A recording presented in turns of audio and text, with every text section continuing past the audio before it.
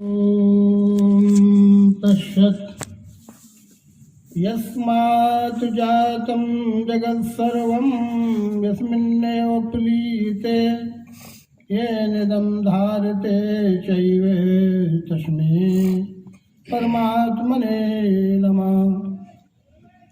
सर्वेषां यः सः नित्यं सर्वभूतहिते रतः कर्मणा मनसा वाचा तस्मै धर्मात्मने नमः।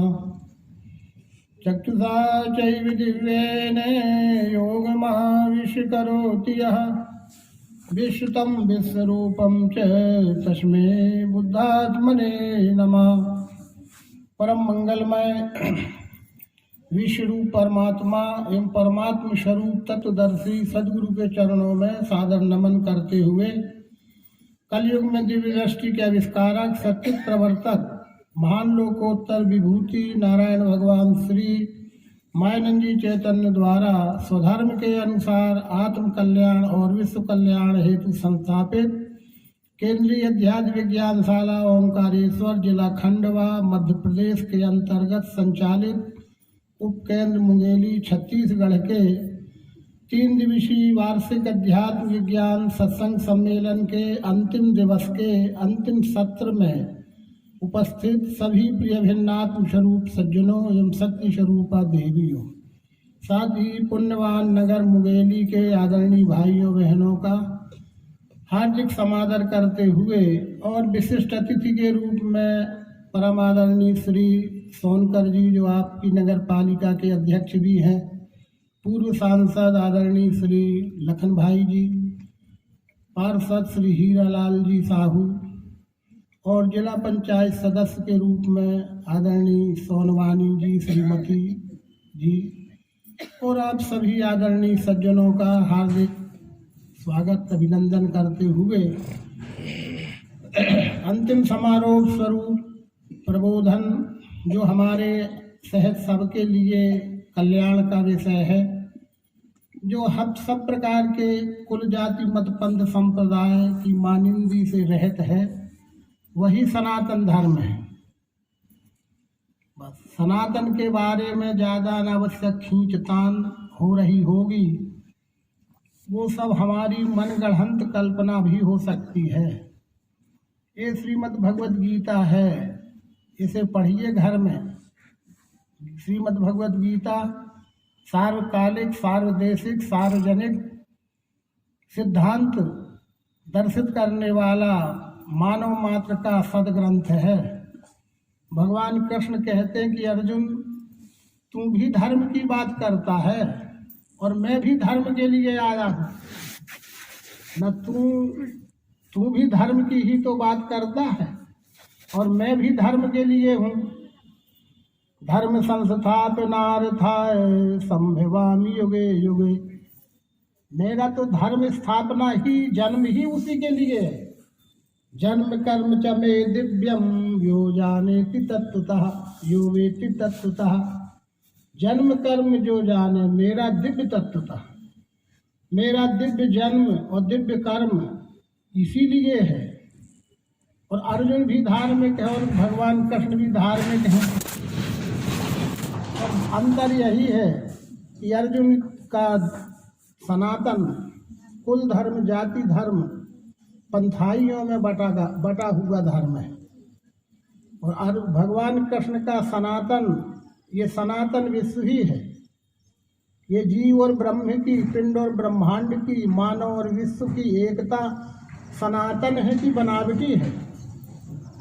सनातन उसे कहते हैं जो कुछ काल से चलता है और कुछ काल बाद विलय हो जाता है। लेकिन सनातन तो था है और रहेगा, था है और रहेगा। ये मानव धर्म ही सनातन धर्म है अर्जुन। उसी को विश्व धर्म कहते हैं, मानव धर्म कहते हैं। उसी को श्रीमद् भागवत में औप धर्म भी कहा गया है। औप धर्म यानी सामीप्यता बोध कराने वाला धर्म, वही सनातन है। वही पुरुष मिले सनातनी में। श्रीमद् भगवत गीता के 11वें अध्याय के विश्व रूप दर्शन योग में भगवान श्री कृष्ण कहते हैं कि अर्जुन, पहले सनातन को जानना पड़ता है। सनातन को जाने बिना कोई सनातन कहने से नहीं होता। सनातन को जानते नहीं हैं और सनातन कहते भी रहें तो सनातन कहने से नहीं होता है, सनातन आचार भी होता है। अब आचार नहीं है सनातन तो कहने से भर क्या होगा। वही 9वें अवतार भगवान ने वहीं से रखा। श्री गुरु के पदों को है मेरा दंडोत प्रेम से, यही प्रेम रहे स्थायी, कृपा दृष्टि वही मिले। आचार करके ऐसा कौन, अब कहीं नहीं बोलो, सब सर्वांग योगी वाले तो हो ना, और कहीं की बात होती तो न बोलते। आचार करके ऐसा किसने, सनातन मुमुक्षु ने, ये सनातन। अब लोग कुछ ये कहते हैं कि आचार करके ऐसा सनातन मुमुक्षु ने, तो मुमुक्षु सनातन है कि आचार सनातन है, इसमें लगे हो। इसमें लोग लगे हैं, फेसबुक व्हाट्सएप में कवायद कसरत करते हैं हमारे भी लोग। तो आचार करके ऐसा सनातन मुमुक्षु ने, अरे ये विश्व ही सनातन है, उसमें मुमुक्षु भी सनातन है और उसका आचार भी सनातन है। मुमुक्षु कैसे कहते हैं, जो सात्विक श्रद्धावान तीव्र जिज्ञासु है वही तो मुमुक्षु है। सात्विक श्रद्धावान तीव्र जिज्ञासु को ही तो मुमुक्षु कहते हैं। बैठिए।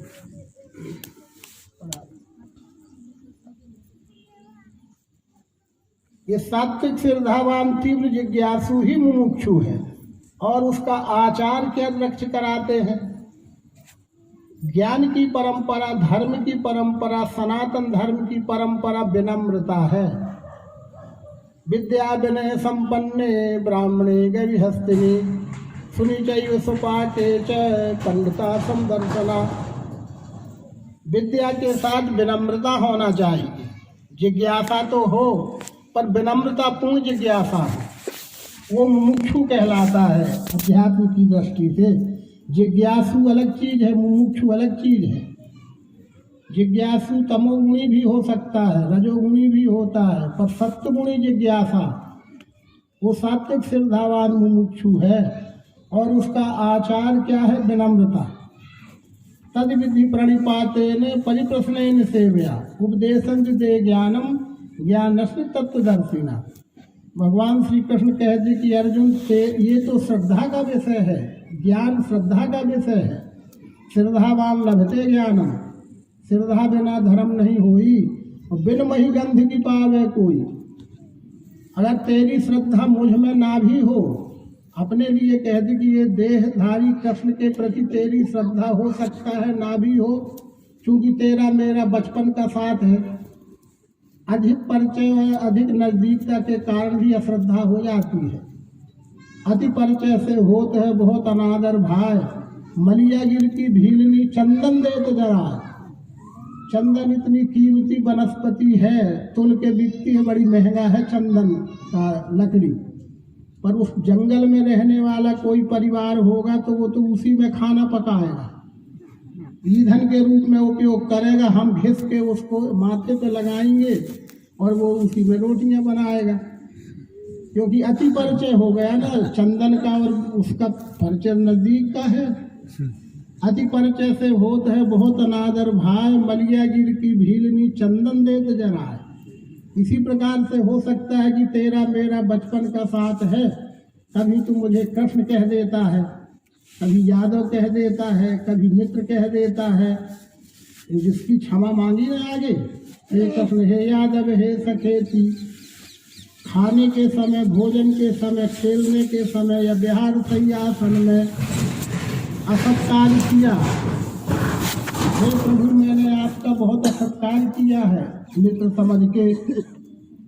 तो अर्जुन कृष्ण जी को लगा कि हो सकता है इसकी श्रद्धा हो तो मेरे से यथार्थ ज्ञान ये ग्रहण न कर पाए, इसलिए वो ये भी लक्ष्य कराते हैं कि पर मैं अकेला नहीं हूँ इस विषय में। मेरे संत होते हैं, मेरे भक्त होते हैं, मेरे समकक्ष योग्यतावान होते हैं उन्हें तत्वदर्शी कहते हैं, संत कहते हैं। उन तत्वदर्शी संतों के पास जाना भेद की बात नहीं है। तद्विधि प्रणिपातेन परिप्रश्नेन सेवया उपदेशन्ते ज्ञानम ज्ञानिष्ठ तत्वदर्शिना। और सनातन आचार करना। सनातन आचार क्या है? दंडवत प्रणाम करके प्रश्न पूछना, जब तक न समझ में आवे तब तक पूछना।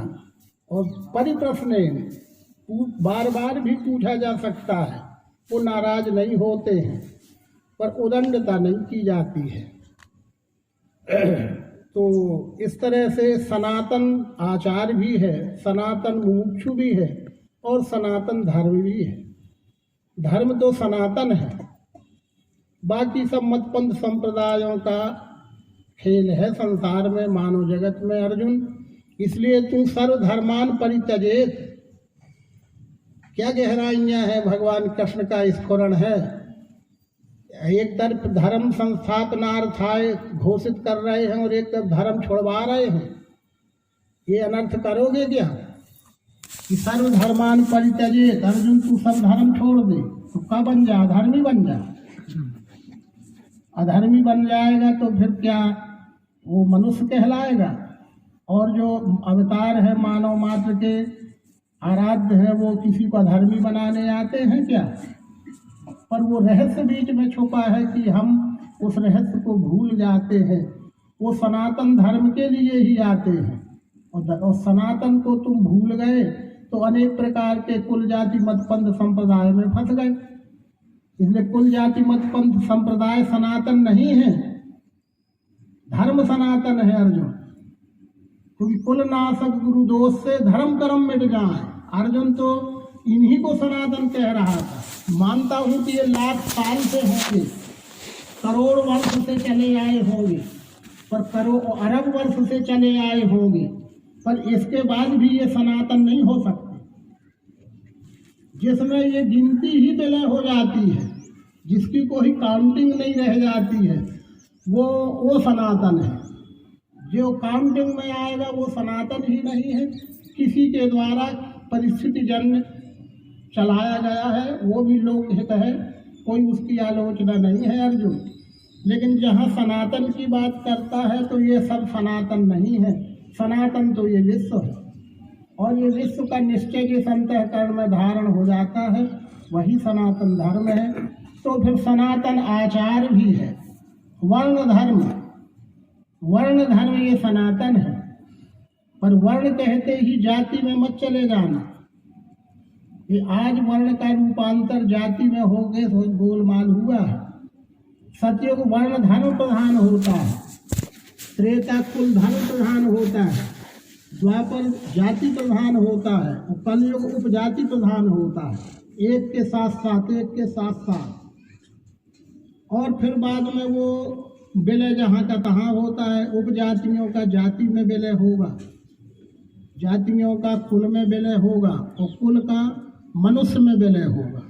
समुद्र में जो नदियाँ मिले हैं, इसलिए सनातन जो वही है जो आदि मध्यांत से रहित है। कब से बना, किससे बना, ये निश्चय नहीं किया जा सकता है। को अद्यावेद कहवा प्रवोचत कुतया जाता कुतया विशिष्टि। छोड़ो, ये सबका उद्भव कब से है ये तो मैं भी नहीं कह सकता, क्योंकि इसमें ही मैं भी इसी में हूँ। मेरे पहले से भी ये है जब, तो उसमें मैं भी हूँ।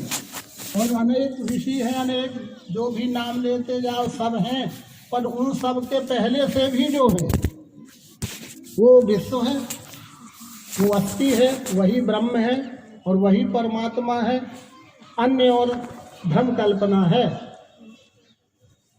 इतना निश्चय युक्त दर्शन बोध करा देने वाले सनातन धर्म के ग्रंथ हैं, किंतु वह सनातन दृष्टि, जैसे दिव्य दृष्टि कहते हैं, विवेक दृष्टि कहते हैं, अध्यात्म दृष्टि कहते हैं, विवेक दृष्टि कहते हैं, वो छूट गई तो हम अनर्थ समझने लगे, अनर्थ समझाने लगे, और नाना प्रकार के बट गए, हम बट गए। और बटे भी है तो धर्म के नाम पर ही बटे हैं। ईश्वर के नाम पर ही बटे हैं। वो कहते हैं एक है और बट गए हैं अनेक में, कहते एक रहते हैं बटते अनेक में है। इसलिए मानवता का प्रेम छिन्न भिन्न हो गया है। ये मानवता को प्रेम में जोड़ने का अब कोई और उपाय नहीं बचा है। अर्जुन, एक ही उपाय है, दूसरा कोई उपाय नहीं है। तमेव विदित्वाति मृत्यु मेति अन्य पंथा विदते अयनाय। अन्य और कोई उपाय नहीं है। एक ही उपाय है कि वह पिंड वस्तु सामने रखो। ये विश्व वस्तु को जानना है तो पिंड वस्तु सामने रखो, और उस पिंड वस्तु को जड़ भी यदि मानते हो तो माने रहो जड़ थोड़े देर के लिए, पर उस जड़ वस्तु से और अपने चेतन से मिला के भी तो देखो कि तुम कितने चेतन हो, वो कितनी जड़ है। किस प्रकार के तुम चेतन हो और वो किस प्रकार से जड़ है। इसमें भी वही है जो तुम्हारे में है, पर कुछ अंतर होगा। जो अंतर होगा वो तत्वदर्शी के बस की बात है, बाकी के बस की बात नहीं है। जो एक में है वही इसमें है और वही सब में है, और जो सब में है वही इसमें है और इसमें है। ये सनातन है, ये वस्तु सनातन है और ये विश्व सनातन है। ये सनातन को जानने के बाद ही सनातन धर्म की दिशा का पता चलता है। अब इसकी परंपरा रामायण में आते हैं। अपन रामायण प्रेमी है, मानस प्रेमी है। कोई भी धर्म ग्रंथ हो उसमें सब एक ही सी बात लिखी है। शब्द भेद है, भाषा भेद है, शैली भेद है, पर लक्ष्य भेद नहीं है। पर लक्ष्य प्राप्त करने की नजर नहीं है तो हम अनर्थ करते होंगे। जो सुबह बात हो गई है उसी को थोड़ा लेते हैं। फिर आज आखिरी समय है, सबको घर जाना होगा, जल्दी भी बंद करना होगा, तो ज़्यादा विस्तार नहीं करेंगे, पर सामान्य तो उसमें आना ही पड़ेगा। माघ मकर रविगत जब होई, बालकांड पढ़िए। उत्तरायण दक्षिणायन की बात तो सुबह हो गई है, बस वही बात है। माघ मकर रविगत जब होई, तीर्थपति याद सब कोई। जब सूर्य दक्षिणायन से उत्तरायण में प्रवेश करता है, वो मकर संक्रांति का संधि काल कहलाता है। उस अवसर की परंपरा बतला रहे हैं तुलसीदास जी बालकांड में कि माघ के महीने में माघ मकर रविगत जब होई, मकर राशि से सूर्य कर्क रेखा में जब प्रवेश करता है तो तीर्थपति याद सब कोई।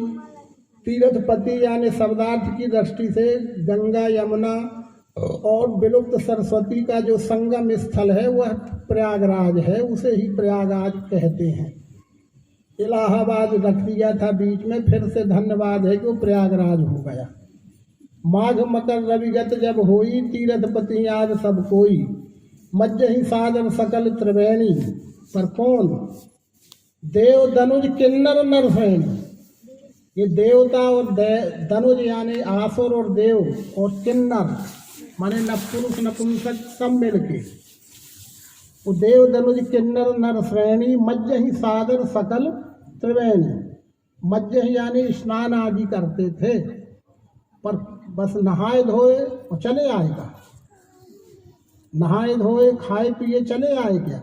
ये नहीं था। ये तो अब उसका रूपांतर होते होते वो पिकनिक स्पॉट जैसे भले उनको बना ले आपकी मर्जी, लेकिन वो धर्म की व्यवस्था थी।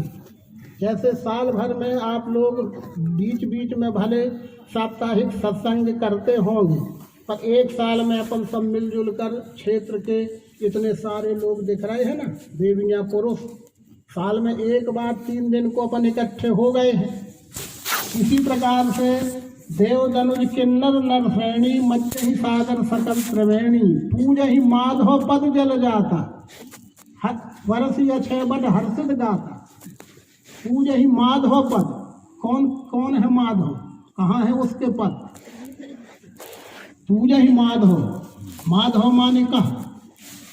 माधव यानी तत्वदर्शी सदगुरु। उसके पद यानी ये पद नहीं, वो बताने वाला साकार निराकार जो 2 पद हैं।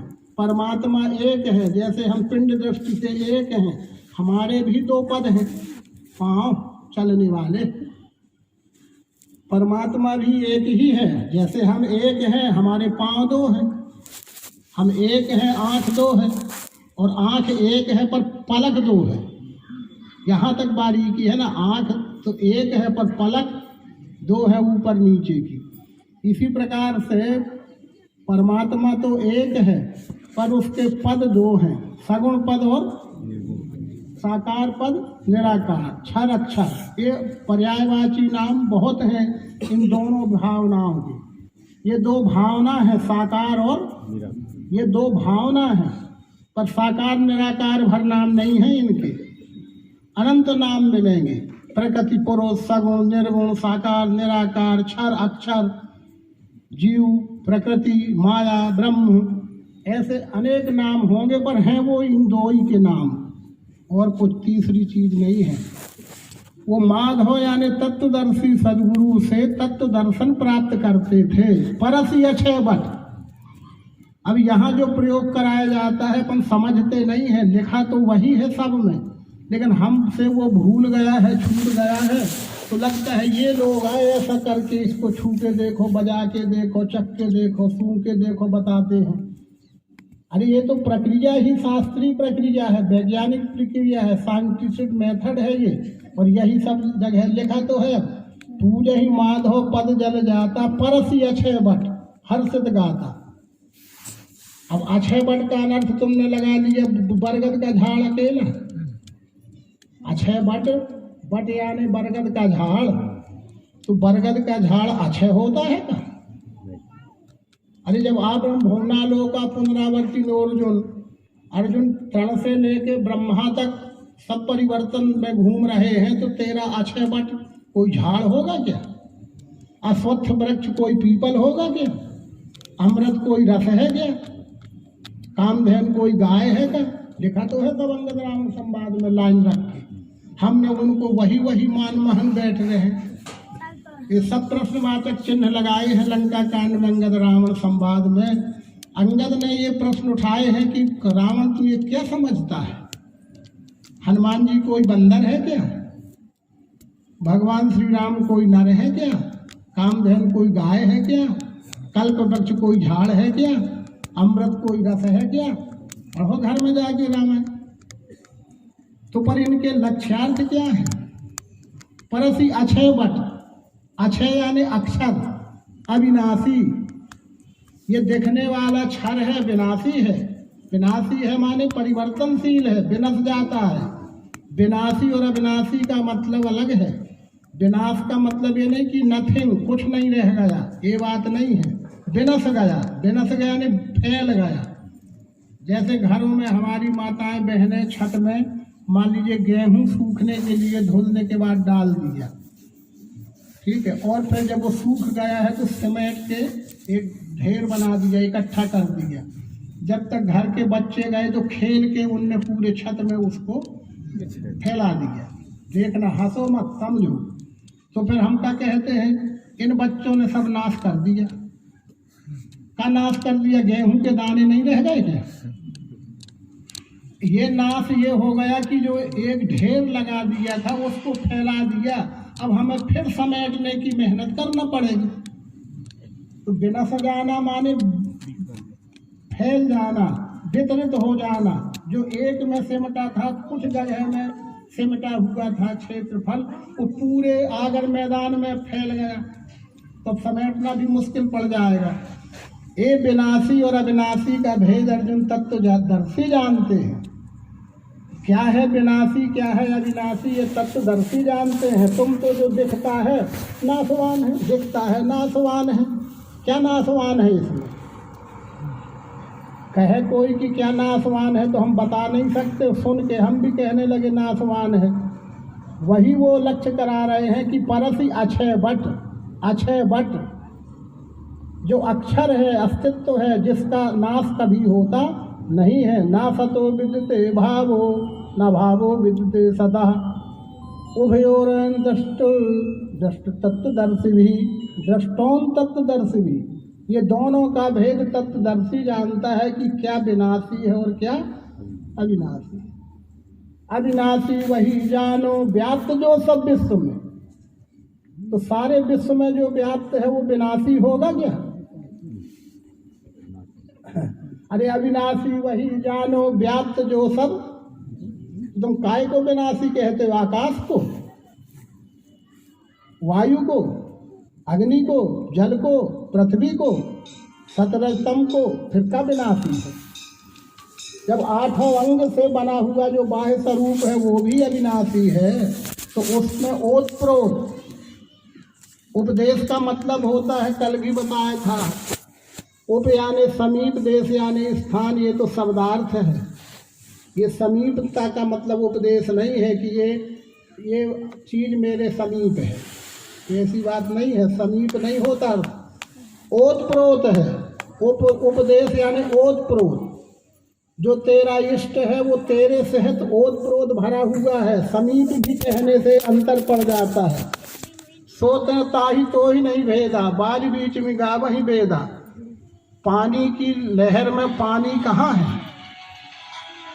लहर में पानी कहाँ है? बाहर भीतर ऊपर नीचे कहाँ है उसमें? अरे वो पानी ही पानी है, ओतप्रोत है वो तो लहर में पानी। इसमें शक्कर कहाँ है?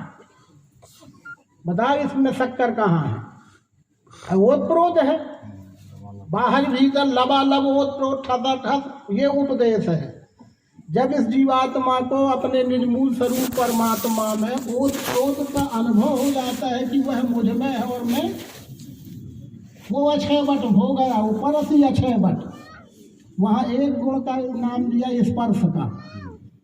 स्पर्श करके लोग समझ जाते थे कि हम ओतप्रोत हैं। फिर जहाँ एक है वहाँ तो सब है। अब हमने स्पर्श का मतलब केवल पांव रख समझे किसी के, इन पांव में स्पर्श कर भी लिए तो का ओतप्रोत का अनुभव होगा? क्या अनुभूति हो गई किसी को इससे? ये ज्ञान का स्पर्श करो, सदगुरु के ज्ञान का स्पर्श कराओ इस अंतःकरण को, तो तुम भी ओतप्रोत देखोगे। कोई किसी से अलग नहीं दिखेगा, एकता दिखेगी, अखंडता दिखेगी, तादात्म्यता दिखेगी, अनेकता में एकता दिखेगी। जो हमारे संविधान की भी मूल अवधारणा है, हमारे प्रशासन की भी मूल अवधारणा है, हमारे धर्म की भी मूल अवधारणा है।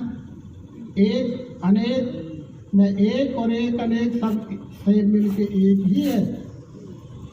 ऐसा दर्शन ज्ञान इसका एक लक्ष्य वहाँ करा दिया, परस अक्षय वट हर्षित दाता। स्पर्श भर नहीं करते थे, जहाँ स्पर्श है, जहाँ स्पर्श हो रहा है तो यहाँ शब्द भी है, रूप भी है, रस भी है, गंध भी है, अच्छा भी है, बुरा भी, अच्छा बुरा भी है। ये शब्द ही आकाश है, स्पर्श ही वायु है, रूप ही अग्नि है, रस ही जल है, गंध ही पृथ्वी है। और जैसे इसमें है वैसे इसमें है, वैसे ही सब में है। ये कराया जाता था। पूजा ही माधव पद जल जाता, रहस्य यहाँ भरा है। माधव कौन है वहाँ? वो तत्वदर्शी सदगुरु, वही लक्ष्य कराएगा, डिमांस्ट्रेटर ही अनुभव कराएंगे। पूजा ही माधव पद जल जाता, हरसी अक्षय वट। हम लगा लिए कोई ऐसा बरगद का झाड़ है, अभी भी लगा है, कोई अक्षय वटा चला आ रहा है, जब ही ऐसा कैसे? कोई अक्षय बरगद का झाड़ की बात नहीं है, ये विश्व ही अक्षय वट है। ऐसे ही सब संतों ने इस विश्व को भी वृक्ष कहा है।